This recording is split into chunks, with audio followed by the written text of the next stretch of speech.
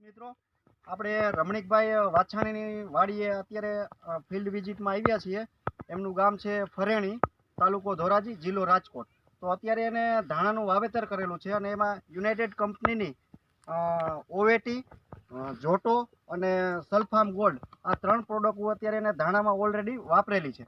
તો આપણે જોઈ શકીએ છીએ કે અત્યારે ધાણાનું ફૂટ કેવી છે, ફ્લાવરિંગ કેવું છે, કે બધું ગ્રીનરી આ તે બધું તમે જુઓ તો તમને જોવા મળશે કે બધી વસ્તુ સારી છે. તો આપણે ખેડૂત મિત્ર પાસે જાણીએ કે આ પ્રોડક્ટ વાપરી પછી એને કેવું લાગ્યું.